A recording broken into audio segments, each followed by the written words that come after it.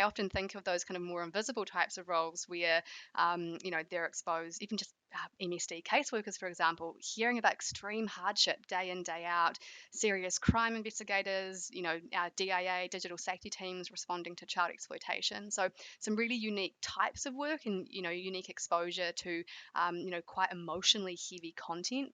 And I think that we forget that public servants often have to do this under, quite interesting and unique kind of context. So one of the big ones is probably, the bureaucratic constraints that they work under. So they're facing, quite difficult work, and they're also doing this under, really intense bureaucratic constraints that are often, not visible to the public.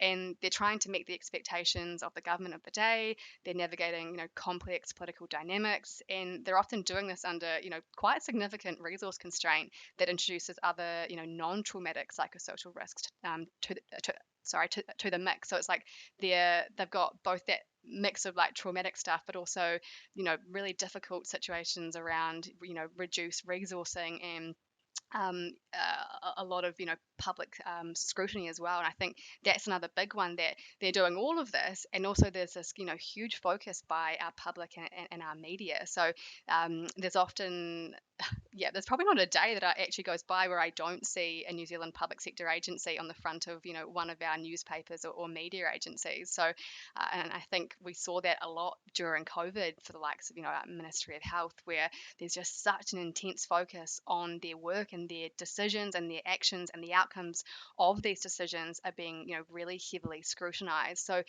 they're doing difficult work under often quite constrained, environments, and they're doing it in a way that has to uphold, expectations of different people, and they're doing it with a lot of people externally kind of criticizing them. So I think there are certainly unique aspects of public service work that can, make it more, psychologically hazardous, and create, unique risks for them.